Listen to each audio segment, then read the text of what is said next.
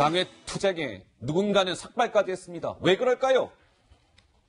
조국 법무부 장관 임명 강행에 따른 극렬 이 반대 움직임이 본격화하고 있는 모습입니다. 먼저 김민지 기자가 좀 설명 좀 해줄까요? 오늘 자유한국당은 어떻습니까? 조국 법무부 장관 임명 강행에 반대하는 뜻에서 거리로 나섰습니까? 그렇습니다. 자유한국당과 바른미래당은요, 이 장관 해임 건의안을 함께 추진하기로 뜻을 모았습니다. 조국 장관에 대해서 강력한 반발의 뜻을 나타내고 있는데요. 장외투쟁까지 불사하고 있습니다. 먼저 오늘 한국당의 장외투쟁 모습부터 보고 오시죠. 지금 검찰의 칼끝이 조국 후보자 배우자를 넘어서 조국 저는 장관이란 말 죽어도 못하겠습니다. 피의자 조국에게 하고 있습니다. 당장 파면시켜야 되지 않겠습니까, 여러분? 이건 나라가 아닙니다. 이건 비정상입니다. 위선적이고 위법하고 위험한 이 조국 여러분, 이제는 파면시킴으로써 대한민국의 정의를 제대로 세워야 합니다. 저도 법 30년 한 사람이에요. 형태만 봐도 틀이 뭔지 다 아는데 이거 구속사안입니다. 문재인 정부를 심판합시다. 조국을 내려오게 합시다. 죽기를 각오하고 앞장서겠습니다. 반드시 정권의 복종 지켜내겠습니다. 막아내겠습니다. 여러분과 함께 이겨내겠습니다. 네, 자유한국당 김민지 기자 설명대로 조국 임명에 반대하는 뜻에서 거리로 나섰습니다. 지금 저곳은 이제 신촌에서 오늘 장외 투쟁을 벌인 거고요. 오늘 서울 일대를 쭉 순회한다고 하네요. 신촌에 이어서 왕십리, 강남 일대, 그리고 저녁 6시경에는 이쪽 저희 채널A 사옥에 자리한 이 광화문에서 이렇게 장외 투쟁을 이어간다고 하는데요. 어떻습니까? 김 교수님, 한국당 입장에서는 또 당연한 저런 조치 아니겠습니까? 네, 우선 조국 후보자의 논란에도 불구하고 어제 대통령이 임명을 강행했기 때문에 한국당 등 야당으로서는 이제 사실은 피할 수 없는 길일 수밖에 없을 것 같습니다. 왜냐하면 이제 지금 제가 판단해도 그렇고 아마 야권이 판단할 때는 적어도 조국 장관 임명에 대해서는 문재인 대통령을 지난 대통령 선거 때 찍었던 사람들, 그리고 이른바 이제 투표에 가장 결정적 영향력을 미친다고 하는 스윙 보터라는 분들 있지 않습니까?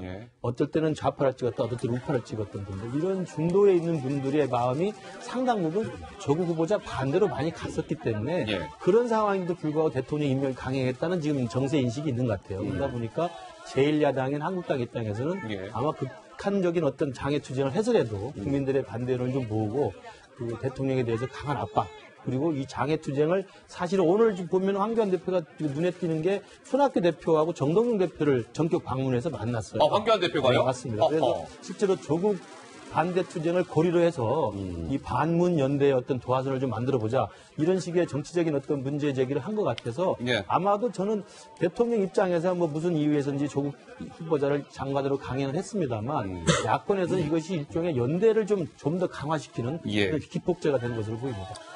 오늘 조국 법무부 장관 주제를 시작하면서 장외 투쟁의 삭발까지 이렇게 되어 있었잖아요. 제목이. 자, 김민지 기자, 오늘 조국 임명에 반대하는 뜻에서 머리를 자른 사람 누굽니까?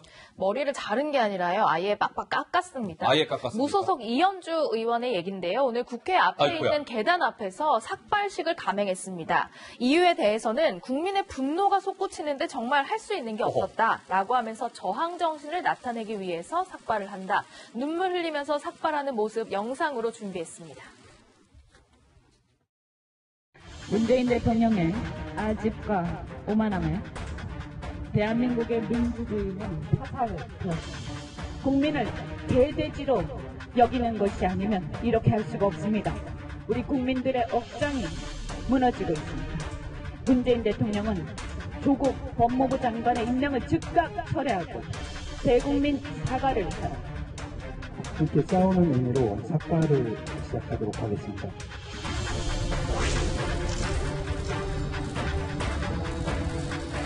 제가 정치를 시작할 때 우리 대한민국은 앞으로 더 발전할 수 있을 거라고 저는 생각했습니다. 이렇게까지 추락할 것이라고 생각하지 못했습니다. 대한민국 이대로 끊어져서는 안 된다고 생각합니다. 네, 무소속 이현주 의원 국회 본청 앞에서 삭발을 했습니다. 예, 대한민국의 민주주의는 타살되었습니다. 라고 주장했고요. 눈물까지 흘리면서 이제 삭발을 했는데요. 정 의원님, 이게 어떻습니까? 이제 이현주 의원 입장에서는 굉장히 이제 극단적인 방법이라고 해야 될지는 모르겠으나 어쨌든 극렬하게 저항하는 차원에서 삭발식까지 거행한 거 아니겠습니까? 네, 예. 이게 그만큼 지금 방금 전에 황교안 대표가 정동영 손학규 대표를 만나서 이 문제에 대해서 연대하자고 이제 제안했다라는 말씀도 같이 해주셨는데요. 예. 그만큼 이 문제는 무슨 정당의 파당적 이해라든지 또는 이념이라든지 이런 문제가 아닌 우리 사회의 어떤 특권과 반칙의 문제, 그리고 언행 불일치와 관련한 위선의 문제, 정의 실종의 문제라는 차원이거든요. 그러니까 이것에 대해서 정치인들이 얼마나 심각하게 이 문제를 공유하고 있는지를 이현주 의원은 아마 개인적으로 몸으로 아마 삭발을 통해서 보여주고자 했던 것 같습니다. 예. 그럼에도 불구하고 지금 아직까지 이런 부분에 있어서 연대가 구체화되는 모습은 보이고 있지 않은데요. 사실은 삭발이라는 건 굉장히 극단적인 행동이긴 합니다. 그렇죠. 그런데 네. 제1야당인 자유한국당에서 적어도 이 문제에 대해서 얼마나 심각하게 생각하는지 또 이 문제가 얼마나 잘못된 것인지를 보여줄 수 있는 행동을 한번 고민해 봐야 될 때가 아닌가라는 생각이 들고요. 예. 자유한국당의 이런 움직임에 대해서 물타기인지 뭔지는 모르겠지만 그 몇몇 의원들의 자식에 대한 문제가 또 제기되고 있거든요. 그렇더라고요. 예를 예. 든다면 나경원 원내대표 아들의 예. 무슨 발표문의 문제라든지 또 얼마 전에 장제원 의원 아들의 음주운전이라든지 예. 이런 문제에 대해서도 자유한국당이 얼마나 광명정대하게 해결하는지를 같이 보여주면서 이 상황에 대한 어떤 그런 개진이 필요한 게 아닌가 이런 생각이 듭니다. 또 한 가지는 예. 지금 조국 장관의 임명에 반대하는 사람들은 중도층과 젊은 층을 포함하여 자유한국당 지지자들보다 훨씬 숫자가 많고 비율이 높습니다. 어허. 그러면 이분들의 동참을 유도하기 위해서 특히 정당들이 어떤 입장을 취해야 되는지에 대한 고민과 함께 그 행동에 있어서도 상당히 적법하면서도 정당한 행동을 하면 예. 그만큼 호응하는 그런 국민들의 숫자도 빨리 늘어나지 않을까 하는 생각을 해봤습니다. 네, 이현주 의원 삭발식을 진행을 했는데요. 좀 평가는 엇갈리고 있는 것 같습니다. 홍준표 전 대표는 야당 의원들 말이에요. 이현주 의원 좀 닮으세요. 이 결기의 반만 좀 닮았으면 좋겠네요. 이렇게 얘기했고요. 반면에 박지원 의원은 국회의원이 하지 말아야 할 3대 쇼가 있다. 뭔지 아세요? 의원직 던지겠다 이런 거 있잖아요. 의원직 사퇴, 삭발, 단식. 그래서 약간 좀 이제 혹평을 했습니다. 박 의원님은 좀 어떻게 보세요? 글쎄 개인의 의지의 표현이고 결단이기 때문에 저걸 폄하할 필요는 없다고 생각합니다. 다만 이제 국민들이 얼마나 공감할 건가라는 예. 문제인데요. 지금 조국 장관 임명 이후에 나온 여론조사 결과들을 보면 이게 찬성 반대의 갭이 굉장히 좁혀졌습니다. 아마 대통령이 나서서 직접 설득한 게 일정하게는 좀 영향을 미치지 않았나 싶고요. 예. 그리고 일단 장관으로 임명을 했기 때문에 하는 것을 지켜보자. 이런 여론도 일부 형성이 되지 않았나 싶습니다. 한국당에서 장애투쟁에 나갔는데 저 장애투쟁이 과연 2016년, 17년도의 촛불 집회처럼 커질 것인가? 저는 그 가능성이 별로 없어 보여요. 왜 그러냐면 예. 지금 여론 분포도 그렇고 그 장애투쟁이 이렇게 국민적인 어떤 저항으로까지 커지려면 메신저가 굉장히 신뢰를 받아야 됩니다. 근데 박 의원님 말씀 중에요. 그렇지 않아도 홍준표 전 대표가 소셜미디어에 이런 글을 올렸어요. 국민은 좌파 정권의 독선만큼이나 야당의 보여주기식 패션 정치에 분노하고 있다. 그러면서 광장으로 우리 모두 가자. 문재인 아웃을 외쳐보자. 10월 3일 개천절에 광화문 광장에 100만 인파가 모일 것이다. 촛불을 들자. 이렇게 주장했습니다. 예. 이제 홍준표 전 대표가 일종의 이제 현재 위치에서 장애 정치를 예. 한 거라고 보고 그러나 이제 과정이 있어야 10월 3일 날 100만이 모이지 않겠습니까? 그러기에는 지금 개연성이 굉장히 약해 보이고요. 예. 아까 이제 패션 정치라고 표현했던 것은 인사검증 과정에서 또 조국 후보자 검증 과정에서 청문회를 두고도 오락가락하고 전략이 없는 모습을 한국당이 많이 노출했지 않습니까? 당내에서도 그 때문에 비판의 목소리가 나오고 있고 지금 장애투쟁에 대해서도 너무 우왕좌왕하는 거 아니냐 이런 비판이 있어요. 그래서 황교안 대표나 나경원 원내대표의 리더십도 많이 이 과정에서 약화된 상황이고 무엇보다 이 메신저가 국민적으로 신뢰를 받아야 되는데 지금 아까 이제 우리 정옥이 의원께서는 물타기라고 말씀을 하셨는데 물타기라기보다는 저는 반작용이라고 봅니다. 반작용이다. 조국 후보자의 가족들의 프라이버시 문제까지 낱낱이 자유한국당이 뭐 폭로 내지는 검증 내지는 의혹 제기 그중에는 상당 정도 신빙성이 없는 의혹 제기도 있었습니다. 그의 반작용으로 지금 나경원 그 원내대표의 아들의 뭐 논문 저자 문제 또 장제원 의원의 아들이 얼마 전에 이제 음주 사고를 쳤지 않습니까? 그러면서 이 국민들 시선 특히 이제 이 지금 조국 후보자 임명에 반대하는 중간층이나 청년층에서는 조국 후보자에 대해서는 반대하지만 그렇다고 한국당을 지지하거나 뭐 또 한국당에 신뢰를 보내는 건 아니고 어떻게 보면 지난 그 탄핵 과정을 통해서 한국당은 더했으면 더했지 결코 덜한 정당이 아니다. 알겠습니다. 이런 이미지가 있거든요. 자, 김 교수님. 그러니까 결국 저게 이제 촛불 2016년, 17년에 광화문에 모였던 촛불로 이어질 거냐 말 거냐는 저도 좀 두고 봐야 될 것 같아요. 지켜봐야 된다. 근데 이제 지금 홍준표 전 대표가 10월 3일 날을 이야기했잖아요. 대천자. 그럼 거의 이제 한 달 가까이 좀 모자라게 남았는데 그 사이에 좀 많은 또 정치적 사건이 있을 수 있다고 봅니다. 특히 이제 조국 장관이 됐습니다만 검찰의 수사는 계속 조국 장관을 지금 겨누고 칼끝을 모아가고 있고요. 그래서 만에 하나 부인이 직접 소환되거나 아니면 부인과 여러 가지 가족들 내용이 좀 더 많이 밝혀지거나 심지어는 장관이지만 장관에 대해서 직접적인 소환이라든지 기소 형태가 된다든지 이런 식의 또 정치적인 또 과정이 있을 수가 있어요. 그렇다고 한다면 이 중간에 있는 지금 결국 촛불을 드는 사람들은 뭐냐면 우리 박 의원님 말씀대로 한국당이 싫은 사람도 있고 조국이 싫은 사람도 있습니다. 근데 한국당이 더 싫으면 촛불을 못 들죠. 근데 한국당이 더 싫은 것보다 밝혀지는 상황과 정치 상황의 전개에 따라서 조국이 더 밀 수가 있거든요. 그러면 조국 장관이 미우면 지금 그 조국 장관을 지금 온몸으로 껴안고 가는 사람이 문재인 대통령이기 때문에 문재인 대통령에 대해서 정면으로 반대가 됩니다. 그래서 그 상황은 좀 지켜봐야 될 것 같은 내용이 좀 듭니다. 김 교수님 이제 말씀 중에요. 우리 김근식 교수께서 소셜미디어에 글을 올리셨더라고요. 조국 법무부 장관과 관련해서 이렇게 올리셨더군요. 대통령은 조국을 지켰지만 국민들은 문재인 정부를 이제 버릴 수 있게 됐다라는 취지의 글을 올리셨는데 이건 어떤 취지에서? 금방 말씀드린 거랑 비슷한 취지입니다. 그러니까 일단 문재인 대통령이나 지금 현 여권 세력들은 조국 장관을 끌어안고 같이 가야 된다는 전략적 결단을 내린 겁니다. 그래서 일단 후보자를 장관으로 지켜낸 건 맞습니다. 그러나 그럼에도 불구하고 아까 나온 야권들의 대대적인 반격이라든지 그다음에 지금 제가 생각하는 중간층에 문재인 대통령을 찍었던 분들 이분들은 지난 2016년 박근혜 대통령 탄핵 사건을 보면서 박근혜 대통령을 찍었던 사람들입니다. 그 사람들이 내가 왜 박근혜 저 국정농단 때문에 내가 왜 부끄러워야 하느냐라면서 박근혜 대통령의 등을 돌린 사람들이에요. 그분들이 문재인 대통령 찍었는데 또다시 조국 사태로 인해서 이 문재인 대통령을 찍었던 그분들이 또다시 내가 왜 조국 때문에 문재인 대통령 때문에 부끄러워야 되느냐라고 만약에 생각을 하게 되면 이제는 이 국면적 상황에서는 또 다른 그 중도층에 있는 분들이 문 대통령을 버릴 수 있는 상황까지 오게 된 게 아니냐. 그런 의미에서 좀 글을 올렸습니다. 자, 정 의원님. 바로 이제 그러기 위한 전제에 대해서 말씀을 드리려고 그러는데요. 조금 전에 이제 박 의원께서도 그 야당, 특히 자유한국당에 대해서 말씀하셨는데 황교안, 나경원 리더십이 애초에 출범할 때 소위 자기 혁신을 해가지고 지금쯤 중도 개혁 보수 정당으로 딱 자리매김을 했었으면 이 상황은 지금 저렇게 광장에 나가지 않아도 상당히 분기탱천해가지고 정의가 무엇인가라는 심각한 문제를 그 나름대로 만들 수도 있었던 상황이에요. 그러니까는 뭐 요번에 청문회라든지 또는 그 간담회에서 보여준 야당의 그런 어떤 전략 부재는 말할 것도 없지만 그런 부분을 보여주지 않고 지금 와서 조국의 문제를 성토하려고 그러니까 한계에 봉착하는 거거든요.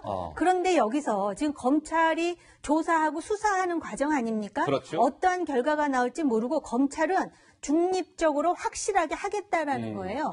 그렇기 때문에 그 결과에 대해서 적어도 자유한국당을 지지하지 않는 중도라든지 젊은 층까지도 그리고 그 이념이라든지 정치적 이해가 다른 야권까지도 적어도 조국 임명은 잘못됐고 이러한 오만, 이러한 권력의 오만에 대해서 좌시하지 않는다라는 부분에 있어서 제1야당인 자유한국당이 정말로 역할을 하고 싶다면 지금 자기 모습부터 돌아보라는 것이고 아까 제가 물타기라는 표현을 쓴 건 스스로 물타기라고 주장하니 그 문제가 어떻다는 것을 명백하게 지금 털어내라는 의미로 말씀을 드리는 자, 지금 뭐 이제 자유한국당만큼이나 조국 법무부 장관 임명 강행에 반대하고 있는 정당이 바른미래당인데요. 오늘 김민지 기자, 바른미래당 의원들 청와대 앞으로 향했습니까? 그렇습니다. 자유한국당처럼 바른미래당도 이제 밖으로 나갔습니다. 청와대 앞 분수대 앞에서 퍼포먼스도 했는데요. 왼쪽 가슴에 정의라고 쓰인 근조 리본을 달고 정의는 죽었다라는 글자 앞에 국화꽃을 놓는 그런 퍼포먼스도 펼쳤습니다. 그만큼 조국 장관 임명에 대해서 바른미래당 또한 역시 반발하는 모습인데요. 국회에서 열린 원내 대책회의에서도 문 대통령을 향해서 맹비난을 퍼부었습니다. 목소리 듣고 오시죠. 저는 대통령이 지금 정상인 상태가 아니라고 생각합니다. 그 대통령의 정신세계가 어떻게 되길래 저런 범죄 피의자를 법무부 장관 자리에 앉으면서 우리 국민은 저항권을 갖고 있음을 저는 분명히 말씀을 드립니다. 저항권으로 이 정권을 이제는 끝장을 내야 된다고 생각합니다. 북한은 문재인 대통령이 북한보다 조국 앞에만 서면 더 강한 이성상실 증후군이 있지 않은가 하고 몰심을 했을 것 같습니다. 정상적인 판단을 못하고 있습니다. 네, 바른미래당 오늘 청와대 앞 분수대 앞에서 이제 규탄하는 그런 행사를 가진 것이죠. 근조 정의라는 이제 리본을 달았고요. 앞에는 정의는 죽었다. 아까 김민지 기자 설명대로 정의는 죽었다 앞에 조화를 얻는 퍼포먼스를 진행했습니다. 유승민 의원, 특히 이렇게 공개적인 자리에서 웬만하면 잘 이렇게 의견을 피력하지 않아 왔던 유승민 의원마저도 오늘 아침 원내대책회의에 참석을 했어요. 굉장히 거칠게 발언을 했습니다. 대통령이 지금 정상이 아니다. 이 정권을 끝장을 내야 한다. 글쎄요, 굉장히 이례적인 모습이네요, 박 의원님. 예. 우선은 저 청와대 앞에 가서 지금 시위하시는 모습이 뭔가 좀 부자연스러워요. 그래서 우리 바른미래당 의원들도 부자연스럽다. 밖에 나가서 시민들도 좀 만나시고 평상시에도 시위도 좀 하시고 예. 그러셨으면 좋겠고 그 유승민 그 전 대표께서 말씀을 하시면서 저항권을 언급을 하셨어요. 이 저항권이라는 것은 다른 어떤 제도적 수단, 합법적 수단이 다 불가능하고 그야말로 이 헌법에 보장되어 있는 저항권만 남았을 때 최후의 수단으로서 저항권을 행사하겠다 이런 의미인데 저 얘기를 다시 해석하면은 국민들과 거리에 나가서 어쨌든 문재인 대통령이 조국 그 후보자를 사퇴시키거나 조국 후보자가 스스로 물러날 때까지 싸우겠다. 이 얘기를 하신 건데 실제 바른미래당 내부에 저런 그 견해나 이 결의가 모인 건지 의문스럽고 또 바른미래당이 오랫동안 이제 당 내홍으로 그 한지봉 두 가족 세 가족 모습을 보였잖아요. 근데 이 계기를 통해서 그게 과연 이제 좀 봉합이 될지 그리고 오늘 황교안 대표가 찾아가서 손학규 대표에게 이제 연대를 제의하셨다는데 손학규 대표 입장에서는 황교안 대표하고 이 사안에 대해서 공감을 하더라도 즉시 연대하는 건 좀 부담스러울 수 있을 것 같아요. 그런 점들이 이후에 바른미래당의 행보와 관련돼서 좀 지켜봐야 될 대목들이 아닌가 싶습니다. 예. 자, 야당에서는 당연히 지금 보신 것처럼 굉장히 조국 장관에 대해서 반대하고 있는 가운데 민주당에서는 어떤 반응이 나오고 있는지 궁금하시죠? 그 목소리 잠깐 듣고 오시겠습니다.